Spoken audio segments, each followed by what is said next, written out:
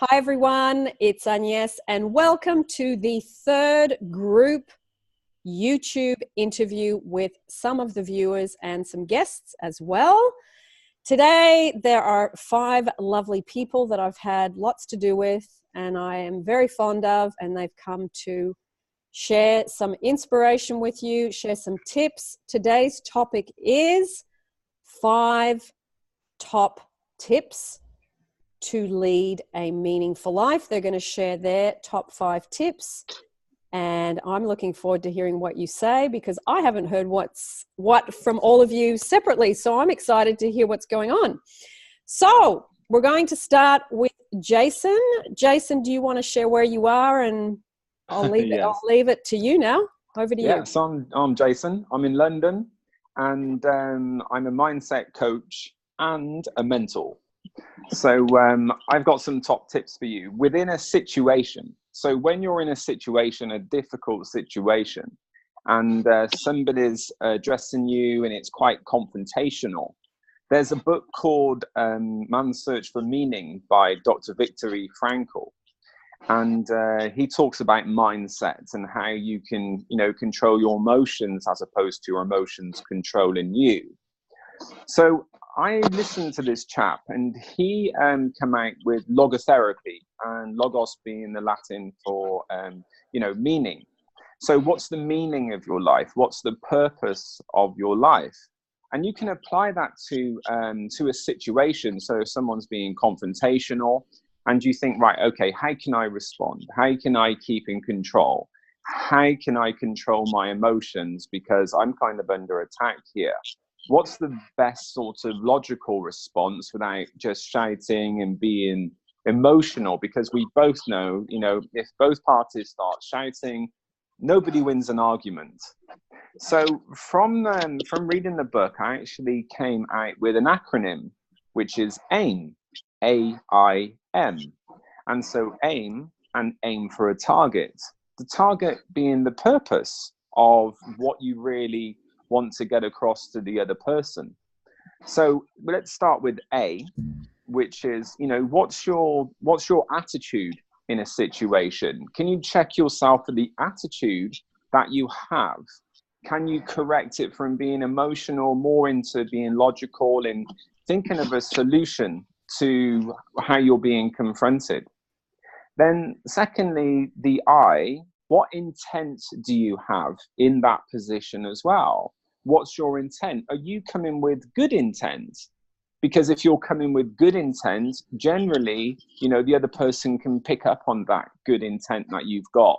And if you've got a good reputation with good intent, then they can at least work that out and think, okay, well, you have a difference of opinions here, but I know this is a good person. I know they're coming from a good place. So maybe there is something to work on. And there's M for meaning. What's the meaning of this discussion? What's the meaning of, if it's an argument or if you're being defensive or you're being attacked? What's the meaning? Really, what do you want to get from it? If it's a person that you love, you're interested in, or you want to work with, or whatever the case is, what is the ultimate meaning to the disagreement or, discussion that you're having? And ultimately, we then come to target. What's the target? What's the ultimate goal? What's the purpose? So if you're in a discussion and somebody really is, coming with a different point or a different opinion, what's your attitude? Check your attitude. Check your intent, if you've got good intent. And what's the meaning? And what's the sole purpose? What's the target? What's the best outcome you can get from that? And that all originates from another skill, which is stimulus, pause, response. The stimulus is you might be in a heated discussion or an argument with your partner or whatever the case is. Then you have time to pause. So process the information, take time before you which is respond. So because ultimately it's that response, it's the next words that's going to come out of your mouth, which is going to make the situation better or worse, which can be life-changing. So if you can process all these things and take time in your response and think of your attitude, your intent, and the meaning and the ultimate outcome you want from that discussion, then you'll find yourself with a better solution to the argument, the discussion, the debate, or conversation that you're having. So when now I'm addressed and people can be confrontational, I really do process all of that before the next sentence comes out of my mouth, because there will be consequences to your actions which you need to be accountable for. And that, breaking it down, there's 5 in there for you. Beautiful. Jason, we'll actually put those 5, because if people share different things during the interview, we'll put the sections down in the description for all of you, because this is going to be really good information for people, and they can pick the bits out that they relate to. So yes, brilliant. Nice. First out of the gate. Woohoo! Thank you. Lovely. Like to be first out the gate. Yeah, that's great. No, that's really great. Was that the end of you finished your bit? Yeah, if there's any questions from anybody, I'll be happy to, give some further information. If anybody's got some questions on what I've just said, then fine, I can answer some. Cool. I'm sure there'll be some questions in the thread. Yeah. Okay. Yeah, beautiful. Who is feeling like they want to hop in next?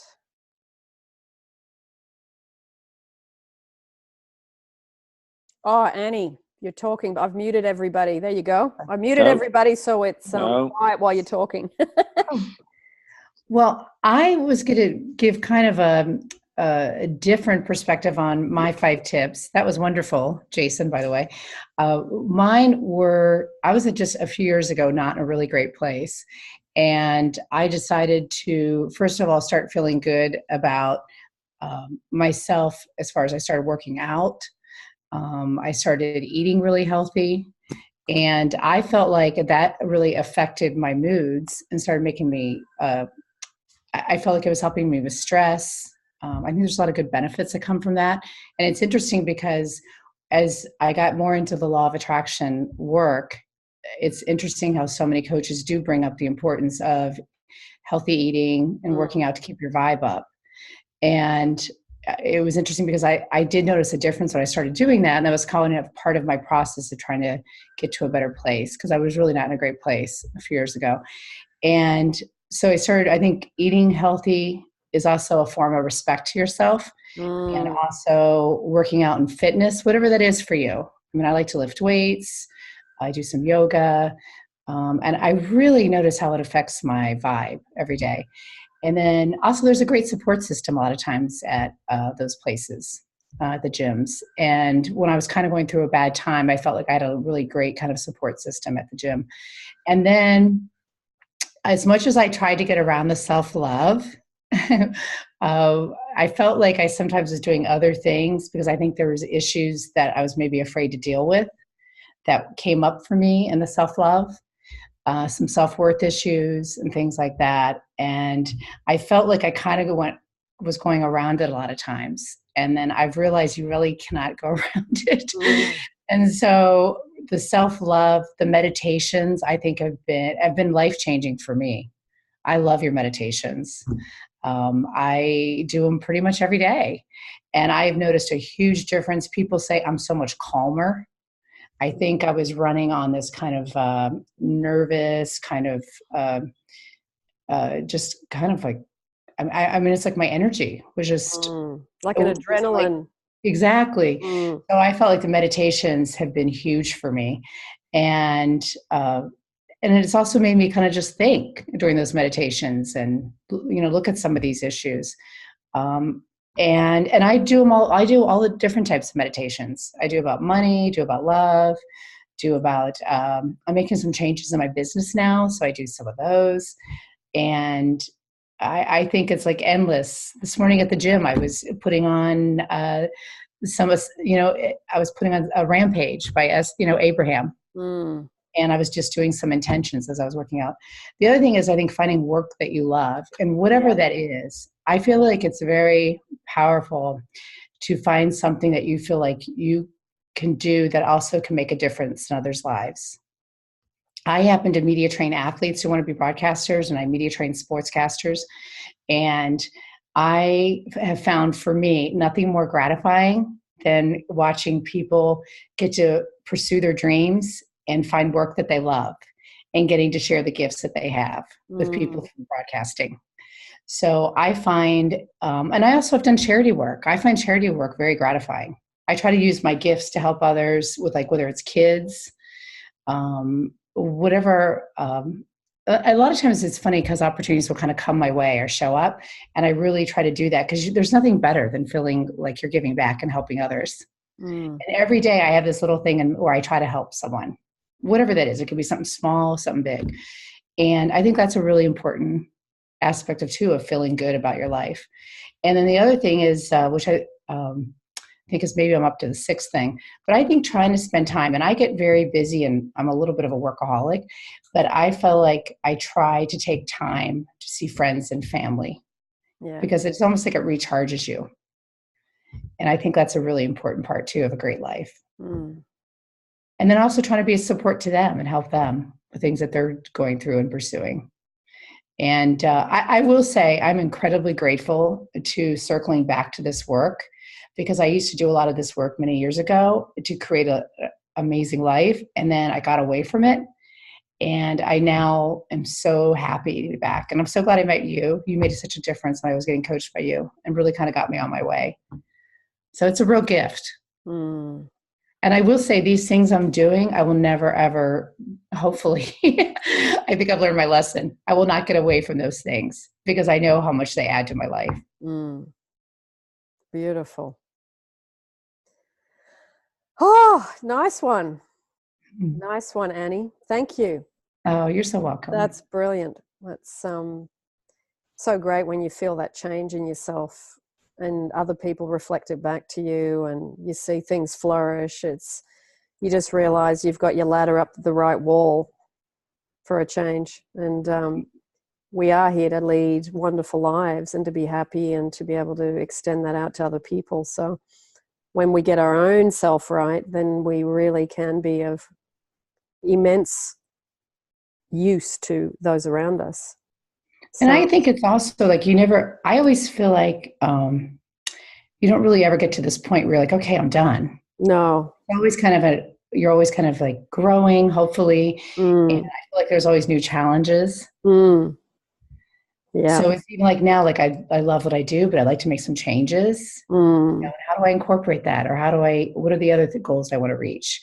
And then that pulls things inside of you that challenge you. Yes.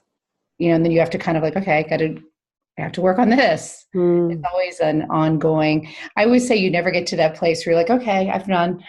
No, I can't even imagine Abraham Hicks talks about that a lot. You never get it done. And I think, well, it's like you can outdo your own, whatever limit you set, you can outdo your own self. It's like you're playing the game against yourself constantly. And you know what, one thing I'm really working on, I was writing in my journal about this actually this morning, it's funny because I'm a pretty naturally, I think, a positive person. And I've definitely had my challenges in my life, but I think I've definitely been a pretty positive person. But I have realized I've been really monitoring my thoughts. And I'm kind of surprised to realize, like, wow, I do have some negative thoughts. I can see where I've kind of sabotaged myself to some degree on some things. Yeah. On just some bad negative self-talk. And so I'm really, I've made it kind of a challenge to myself. And I wrote in my journal, like, I'm going to just see if I consistently, because it's a little bit of work. Yeah. Because you have to really change that right away in your mind. And I thought, if I really, really worked on that daily, how would my life look in a few months? Like, how could I change a few areas?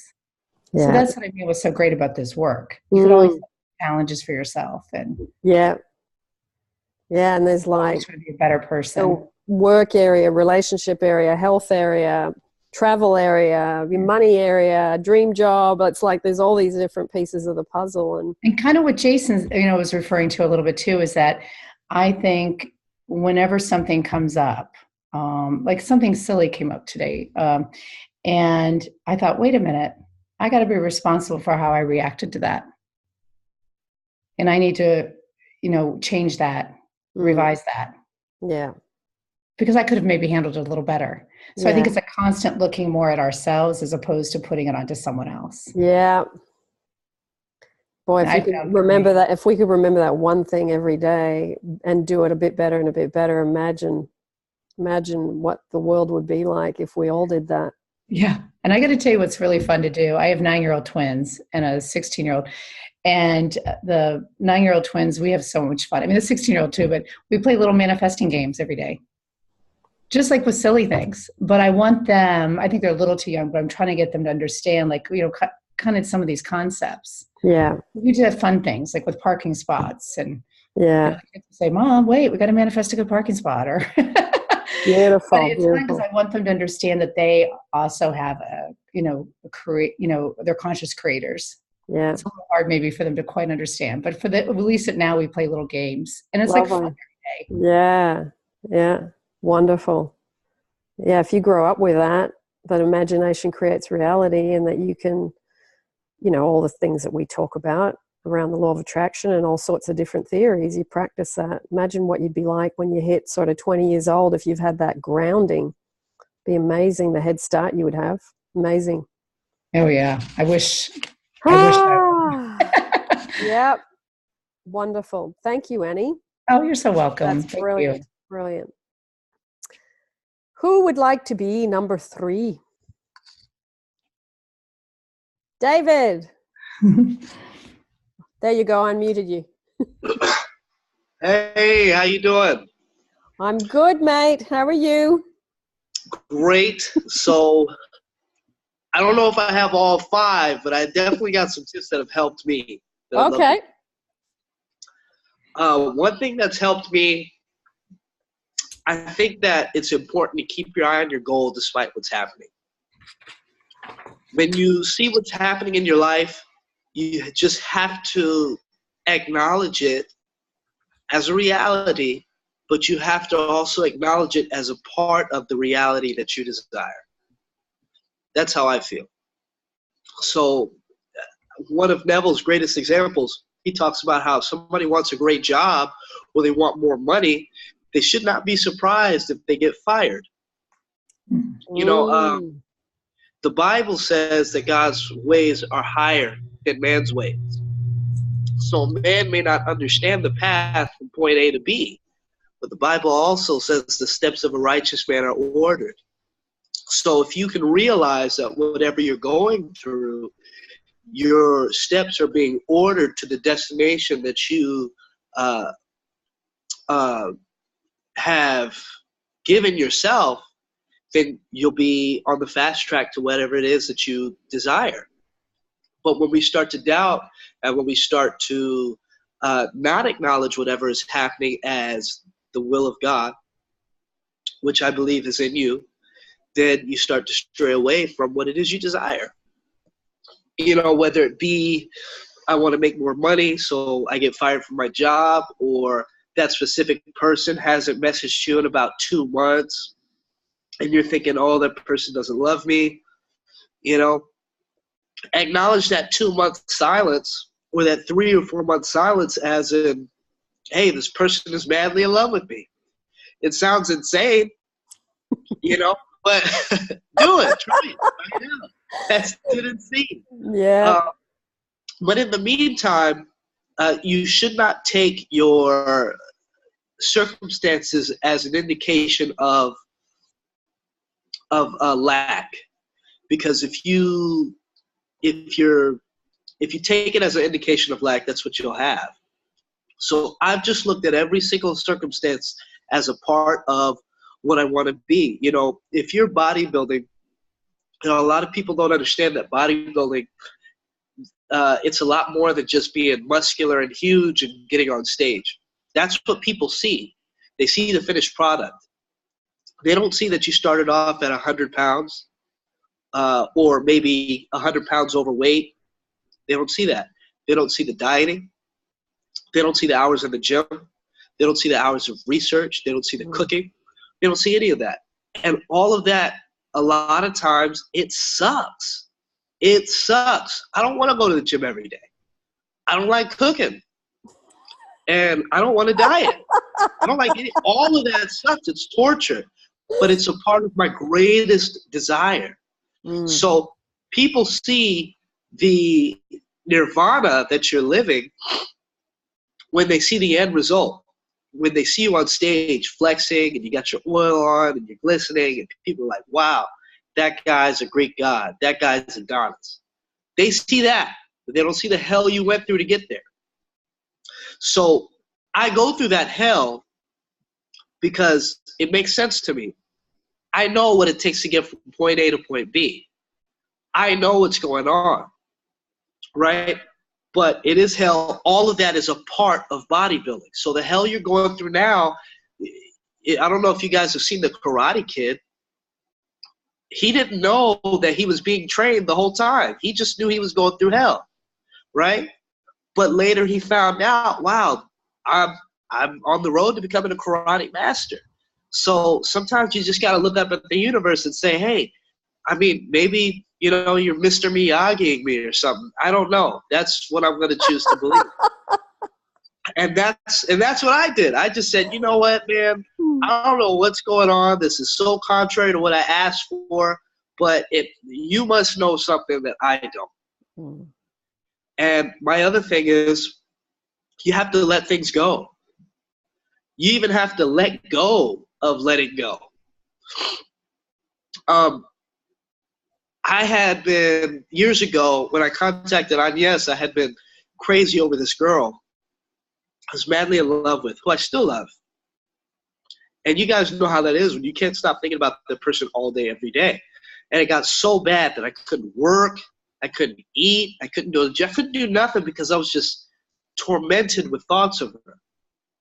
And since the first day I've met her, there hasn't been one day that's gone by that I haven't thought about her, you know? And we've been back and forth, but one day I was at work and I thought, God dang it, I don't want to think about this person anymore. I love them, but this is too much. Like, what do I have to do to let go? And I just felt like I just spoke to myself. Neville talks about living in the end, and you have to assume that you're already there. So I just said to myself, I've already let go. And my three-dimensional reality will fall into place when it falls into place. So basically, David, don't worry about letting go. It'll happen. It'll happen when it happens. And then when I did that, 5 minutes later, she messaged me. I'm not lying to y'all. It's like every moment that I just kind of let go of what it is I desire, it happens. And it happens immediately with little things. Oh, what's the name of that song? 2 days later, it'll come on.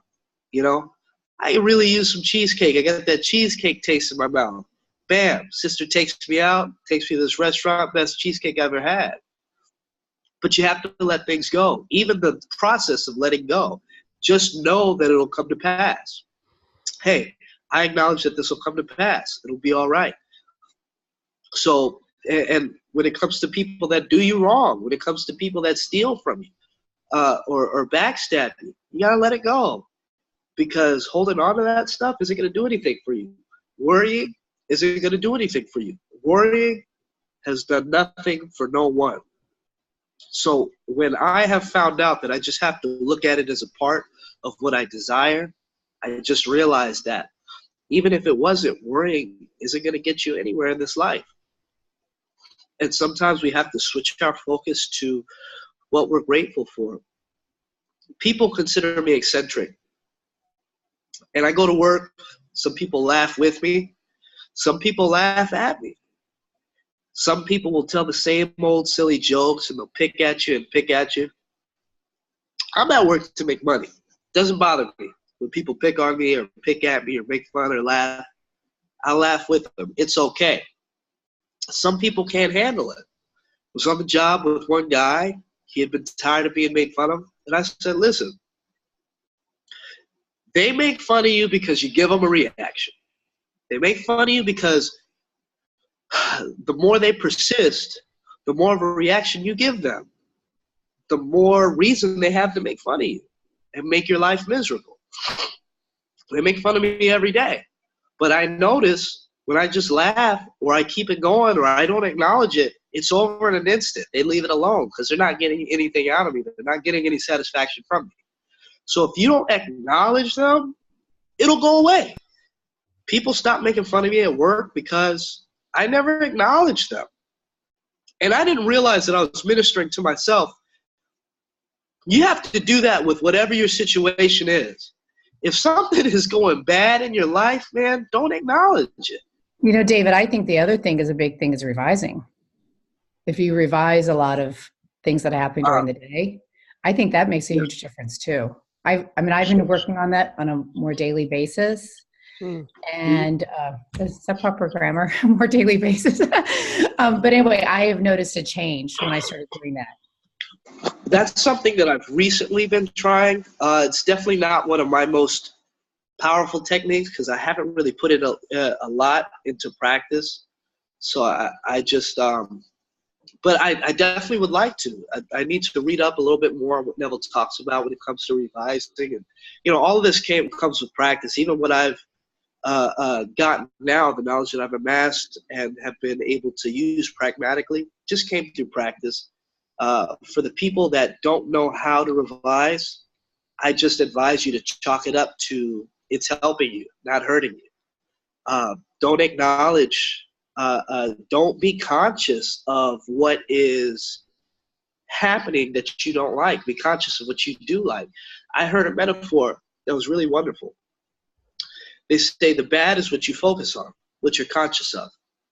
If we think of the conscious or the bad things that happen that you're conscious of as a blue elephant, if you stop trying to think about the blue elephant gets bigger. So how do you get rid of the blue elephant? You think of a red elephant and you focus on the red elephant. The more you focus on the red elephant, the more the blue elephant goes away. Before you know it, there's only a red elephant in the room. And that's how I have diminished all of the negative parts of my life. When something's going wrong, I just focus on what is working for me. I pray about what isn't. God, this is what I want. I'm going to focus on feeling gratitude for a proper outcome. I'm going to focus on feeling relaxed because for me, relaxation is the best way to kill fear. I just lay back in my shower, I turn the lights off, and I meditate and I relax. And once I've meditated, once I've relaxed, once I thank God for a good outcome, I focus on everything that's good in my life instead of any of the negative things. Before I know it, the negative things are gone. It's like a cut that heals over time. It hurts at first, but a couple days later, the pain that was hurting your arm, you look there and there's no scar and you forgot that you had that pain. You're like, when did I stop feeling this pain? It just kind of gradually goes away. So those are two things that's been helping me. Not acknowledging the bad. And if you are to acknowledge the bad, acknowledge it as a good thing that's pushing you towards your ultimate goal. Those are the things that's helped me. Speaking things into existence, man, writing things down. Anytime I write something down, man, it just, you got to write down what you desire. I remember I wanted to test God out, and I said, God, I want to hear from a certain young lady. I dated 2 Alanas in my life. I want to hear from Alana. I didn't want anything that wasn't specific. It had to be specific because sometimes we do this law of attraction, this Neville Goddard, this Neil Donald Walsh type mumbo jumbo, and you just think you're crazy. So I said, you know, maybe this is like a collective delusion we're living in. So God, I need you to prove me wrong. I haven't heard from Alana in months. I wrote her name down. Alana will call me today. Wrote that in the morning. I kid you not, by the time I got home, and this is the funny thing, at work I thought to myself, there's one Alana with 2 N's and there's one Alana with 1 N. I wanted the Alana with 2 N's to message me. And I thought to myself, what if God gets confused and the Alana with 1 N messages me? And I said, no, I want the one with 2 N's. So I get home. Alana with one N messaged me. It was too coincidental for it to not be God or the universe or your higher self, whatever you all like to call it. It answered me. And even though it wasn't the Alana with two N's, I'm convinced it would have been had I not taken a moment to entertain the idea of this higher self getting confused with the Alana with one N. But I know that's a mouthful. I hope you guys aren't getting confused. Alana messaged me. That's all I know. I asked for it that morning. I got it that same day. And God answered me to let me know if he's real. And I challenge you guys all, if you guys don't believe in the law of attraction or the universe or yourself, you don't believe in yourself, your higher self, write down what it is you desire and wait for it to come. It will come. I don't think it's necessary to feel everything real. I think that is a great practice, and that's what you should do. I think it's the most powerful way to make things come to pass. David, I think those little things that you're doing, I think that helps you build confidence when you do those little manifestations. Yes. I have a law of attraction kind of a buddy in a group, and she and I kind of play a game where we do that pretty much every day. And it's it's pretty amazing because we'll just kind of write down every day, and then we'll text each other throughout the day when like little funny things happen. And it's funny you say that.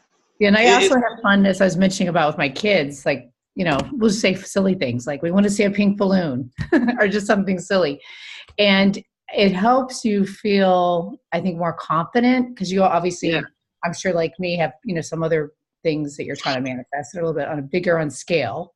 At least it feels bigger on scale to us, even though they are probably just as easy, or they are just as easy as the other little things. But I do think that little things help. I think that's that'll be my third one right there. Test yourself. I think that's it. What she said is perfect. I wrote down a list of things that I wanted. I wanted an old friend to contact me, and I wanted a cup of coffee.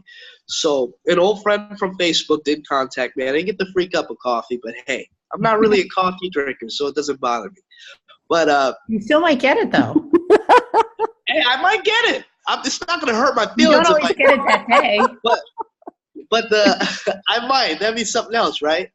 But I'd say the other thing, number 4, is realizing that you have everything that you need. You have everything that you desire. Everything that you desire is in you. And there are times when I'm so exhausted of doing techniques.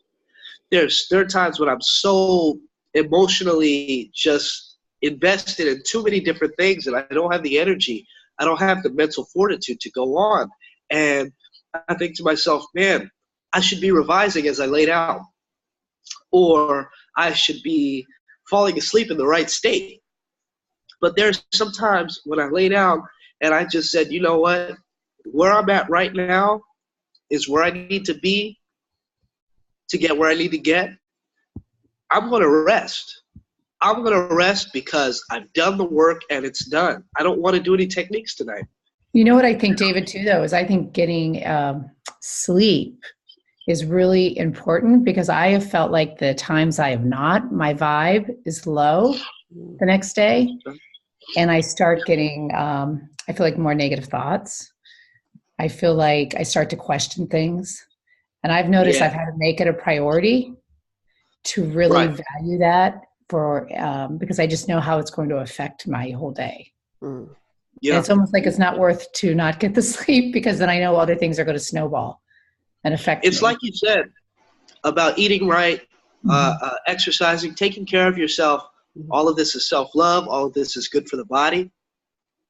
And all of this is good for your mind. I was reading a study on how clutter around the house can really put you in a negative state. Clean up your home. Be in a clean environment. But I think, Agnes, you and I talked about this, didn't we, Agnes? We did. Because we were talking about how important, I always had it on my vision board to simplify. And I grew up as a pretty poor kid in Ohio, so I always thought more was better. So I always and I always had more and more stuff, and then I just realized it didn't make me happy. I always liked being in places that were more sparse, that didn't have a lot of things around them. I felt like I could think better and I could write better. And so now, I'll tell you what, you spend a lot of time getting rid of all those things. It takes a lot of time to simplify your life, oddly enough. Yeah, for sure. But I think it affects your vibe. Yeah, I agree. David, you really scared me then. I thought you were going to the bathroom and you were taking us with you. I was just about to mute your video.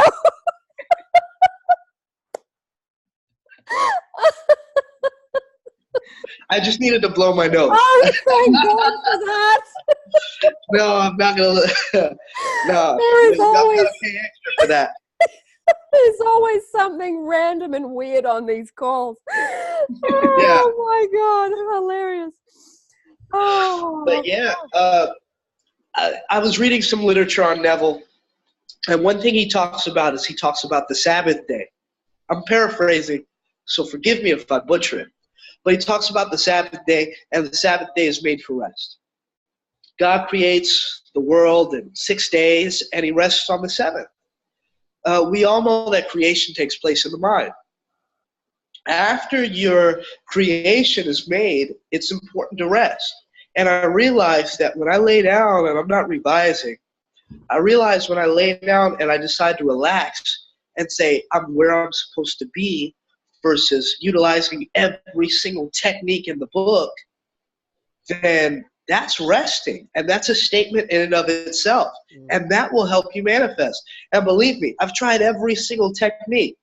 I'm a Christian man, but in my desperation to achieve everything that I wanted to achieve, I did witchcraft, I did voodoo, I did law of attraction, I went to soothsayers and people who could read tarot cards. I did it all, you know, and all of that stuff is great. All of that stuff has its own power, but it's just the same thing over and over again recycled. You know, we look at the Old Testament. The Old Testament, they have a lot of rituals. They make things come to pass. Then in the New Testament, we have Jesus, and Jesus explains the mechanisms of how things work. The mind listens to trauma, symbolism, and repetition. And Jesus pretty much dispelled the mystery behind all of those things. And he said, all it is faith. You just need faith. You just need belief. And there's no need to go to soothsayers. There's no need to get your cards or your future read. There's no need to travel to Africa to see a shaman or any of that. You know, if that helps you, more power to you. But if you can just think about what you desire in a positive way, feel it real, and relax, it will come to pass. If you can write it down and ask yourself, what does it feel like if what I want has come to pass, then it'll come to pass. If you can acknowledge the bad as the good, or walking by faith and not by sight, then you'll be all right. You don't have to do anything extra. I'm not saying don't go out there and try techniques because, hey, you know, learning is great. Trying new techniques might help you. I've heard some things on jumping realities with glasses of water. That's really popular in the manifestation talk nowadays. But, you know, even no matter what you try, you have to realize that the linchpin of it all, the point of operation of it all, is your faith in your desire. And if you do not have the faith in what you want to believe, if you desire it enough, eventually you will come across the faith. I didn't have the faith to achieve what I wanted. I did not. But my desire was so strong that I kept chasing after it until the faith developed. But I think, David, you stopped looking for that, like we've talked about many times, looking for, like you mentioned, all those different things. You stopped looking for outside reassurance. Right. And that's what I was doing when I was trying to get all of these, when I was looking at all these techniques and all these forms of magic, I was looking for outside reassurance. Yeah. But you have to acknowledge yourself as God. You have to acknowledge yourself as this all-powerful being. You have to acknowledge the imagination. And when you acknowledge the imagination and its power, and you operate in that, what you desire will come to pass. But you have to stay calm no matter what's going on around you. Jesus is in the boat. His disciples are scared. There's a storm going on around them. And he says to them, "Ye of little faith." It's a metaphor. They had the Son of God in their boat, and they were scared. They didn't have to be. You have the Son of God, or Jesus, or the universe, or this higher self in you, in your vicinity. So this storm around you, a little bit of faith will make it go away like that. Those are the things that's helped me. This is Lovely. the kind of thing that I've been utilizing over these last 2 years since I've been working with Agnes. That's pretty much it. That's great. Thank you. And I love the cameo with the toilet roll. Thank you. Beautiful. Thank you, David. Thank you for your words and sentences. Joe or Mira, which one of you would like to go next? I'll step in now then. Okay, Sure. Joe, go for it. So just to kind of touch on pretty much all the points that were raised there, they were all really, really good points. I think a lot of what Jason spoke about pretty much taking a step back and really, being present in what's actually happening around about you and being able to realise that. I think it's really important. Being present, I think, is huge. Being really, focused on the here and now and actually not, having too much fear about it. So just really just enjoying life as is, because as I think David mentioned, you do have everything that you need. It's all within. So it's about, for me, it's about enjoying that and just enjoying every day as it comes.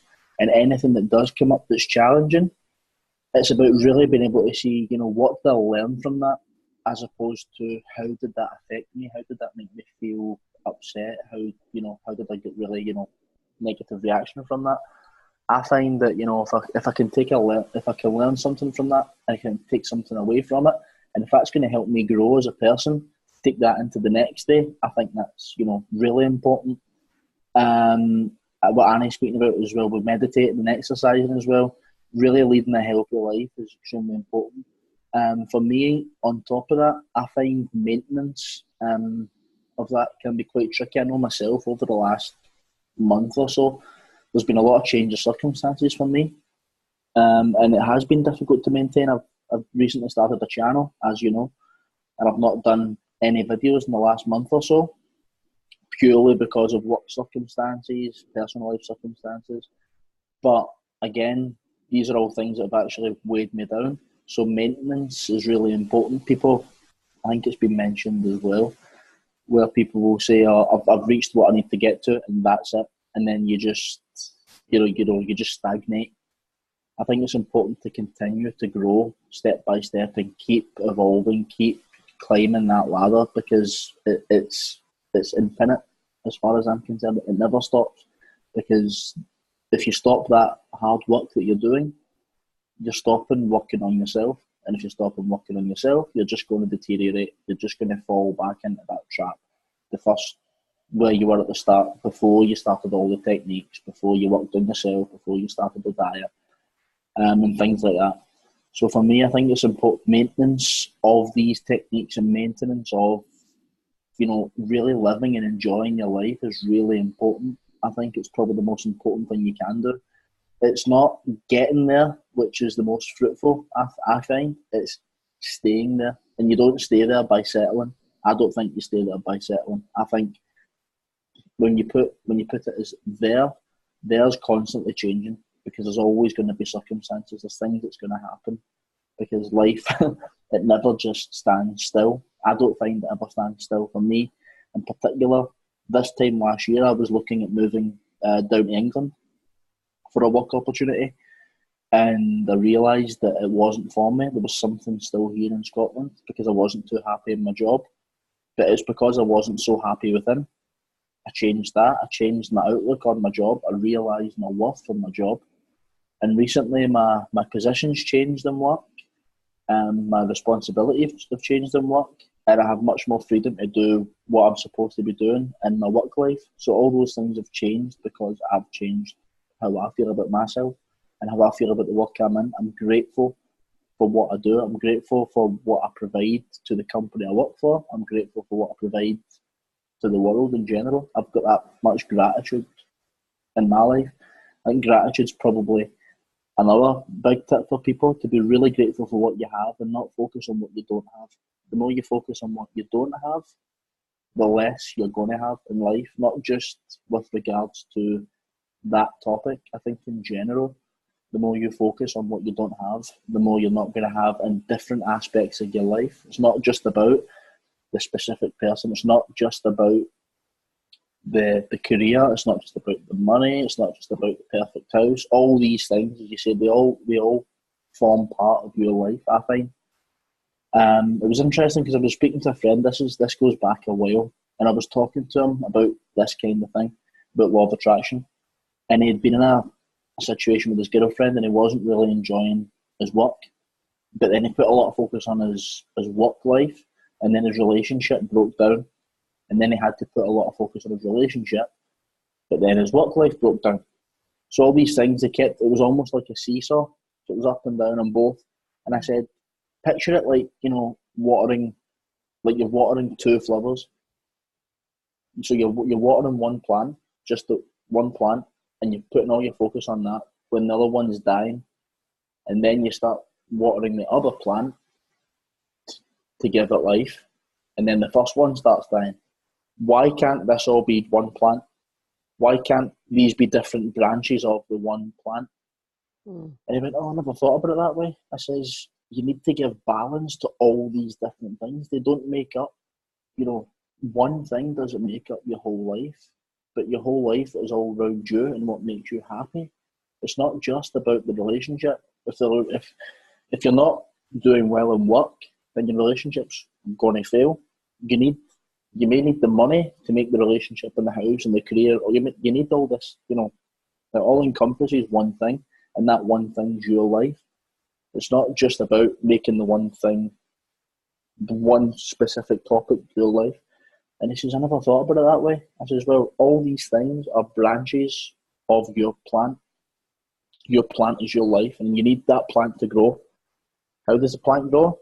By giving it to yourself. You are the plant.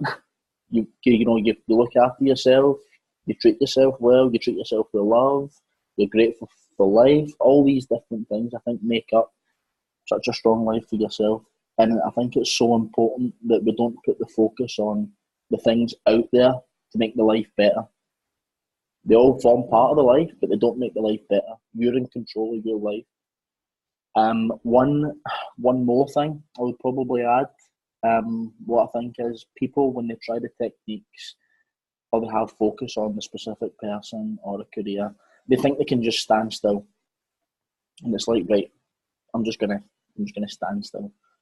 You don't stop living. I'd never stop living. I still live my life the way I should have been doing for years. I still live my life as I should do. But people, they decide to stop living. They put so much focus on the thing outside them. They put so much focus on that. And it's like, I can't enjoy my life because I need this. I need that. I need this, that, or the other. So I'm gonna stop living. No, you need to live. You need to live for you, and you need to enjoy your life, because you say it so many times, and yes, that thing or that person isn't your oxygen tank. If they were your oxygen tank, you would need them to breathe. But you still breathe, you still live, you still need to live, and you need to do things that make you happy. You need to have happiness within to then find these things that you enjoy. I think it's so important you just don't stop living for yourself. That's pretty much what I've got to say. I don't know if anyone agrees with me there or not, if I've got anything they want to say on that. That's pretty much where I'm coming from with regards to this. I think it's important to live and enjoy your own life and really appreciate what you have. Yeah. Lovely. Thank you, Joe. Thank you. I won't even attempt my Scottish accent today. Please don't. I won't. I got to practice. Practice. You've not helped me for a while, so that'll be why. You've not helped me for a long while. I'm going to get back to the videos. The videos are coming back this week, definitely, because I'm no longer. Again, I've lost the balance, so I'm getting back to the balance now, and that's it. The videos are starting back this week, and there's some inspiration coming through as well. Good stuff. Yeah, there's a lot of spurts and pauses when you're making videos. I think that's definitely. It's an ebb and flow. Sometimes you have heaps of ideas and and then sometimes there's nothing. So exactly. Yeah, and that's all right. Yep. All good. Thank you, Joe. Thank you for your ideas. And Mira. So a lot of people said what I was going to say, so I'll say a couple things different. When you taught me Ho'oponopono, it was life-changing. Life-changing. I do it all the time. I've been to the Ho'oponopono seminars. I want to tell everyone I know about it. And after I started really cleaning the subconscious and realizing that, 90% plus of our working mind is just subconscious memories, miracles started happening, in my life. So I love Ho'oponopono. Another thing that really helped is just when I'm feeling down, I watch your videos on Everyone Is You Pushed Out. Mm-hmm. So I realize the more I'm paying attention to the physical, the less I'm in the spiritual, and things can only change and shift in the energetic. They cannot change in a lasting way when you're just trying to change the physical. So one thing you told me is, if you don't like the reflection, don't go hit the mirror. Stop being upset at the reflection. Stop, you can't walk up to the mirror and hit it and expect it to change. You have to change. So whenever I get annoyed with a situation, I hear your voice saying, don't hate the mirror. And I try not to do that. The third thing would be just meditation. I don't feel like myself if I lose meditation, if I stop doing it for a couple of days. And that's the easiest thing not to do, is to not sit down for 20 minutes and meditate. But when I do, everything shifts. I'm more clear, I'm more still, and then I can actually do what I think is real self-love, which is Ho'oponopono, because I think how can we even know the self if we don't have moments of stillness, and if we are identifying with that sort of hurt inner child. So I love that, and I can tell that Annie, like, I can tell she's doing a lot of self-love because she's got this kind of inner glow that's just coming out.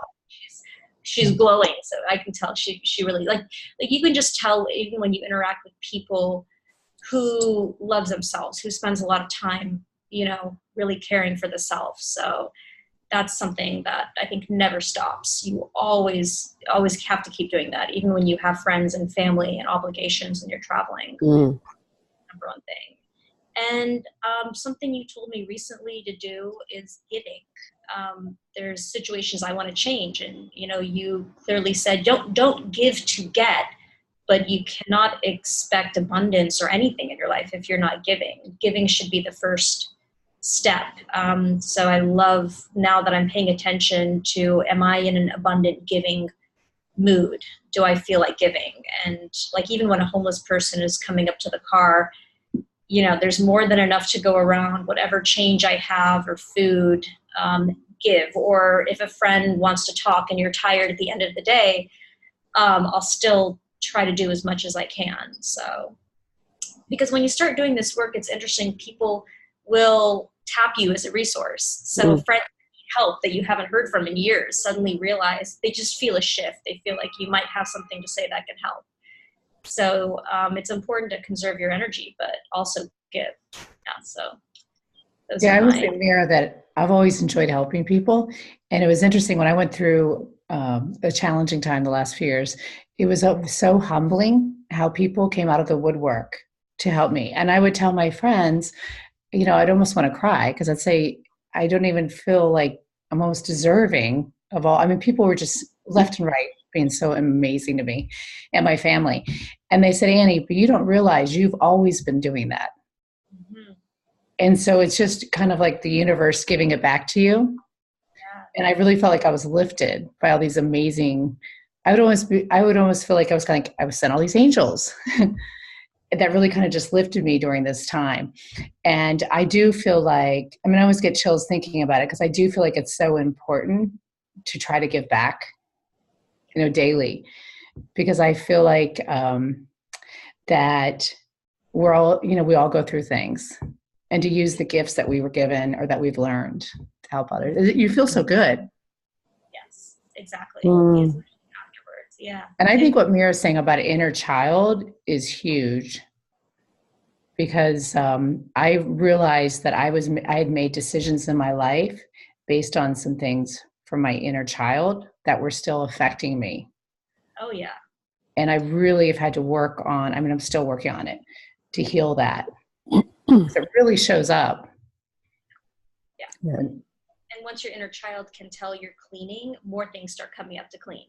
Like more memories come up and more, because I think your being is so happy that, oh, I'm going to feel lighter. I'm going to be clearing all this. Thank you. And one thing I've started to do recently is I wake up in the morning and I think, how do I want to feel? How do I want to feel today? And then I just feel that, and I start attracting different things that match that feeling. I want to feel light and happy. So I'll get an extra hour to work out or drink, a liter of lemon water. And then I'm like, oh, wow, it's just that being in that feeling mode. Yeah. So I think your inner child feels it. I want to feel light and free. And it's like, okay, here you go. Let's start unloading all of this baggage. I think it's really interesting. There was a lecture by Dr. Hugh Lin, who teaches Ho'oponopono, and he said, did you know that when you get up in the middle of the night and you walk to your kitchen, your inner child already knows what you're going to eat based on what's comfortable? He's like, you may think you have a choice, but it's actually already programmed. And I was thinking, oh my gosh, we've auto-programmed ourselves into the past, just making decisions from the past. So I think if we want a new future, we have to deactivate all that programming, all that subconscious programming. And that's the body. I think the body is just our subconscious expressing ourselves, So yeah, that's Wonderful. Lovely, lovely, lovely. So good to hear just where you're all at and what's working, and just sharing with other people, because a lot of people, as you know, are extremely stuck and suffering and depressed and have got all sorts of health issues, relationship issues, money issues, work issues. So just hearing all of you will be some little nuggets for people to take away. So I want to thank you all. The hour has gone so fast. I can't believe how quick it goes when we do these. And I appreciate all of you, and thank you for giving your time. So do you all want to unmute yourselves and say goodbye to everybody? You can do it all at once. Doesn't matter how it sounds. Goodbye. Thank you, Bye, everybody, for inviting me. Bye. Bye, Thanks so everybody. much. Bye-bye. It's It was a wonderful. pleasure. Thank you, It everyone. was an honor and it was a pleasure. Oh, Yeah, thank beautiful. Beautiful. Thanks a lot. So all of you Thanks. stay on the line. I'm going to stop recording and we will say bye in private. Bye, everyone. See you in the next Bye, YouTube. bye, bye.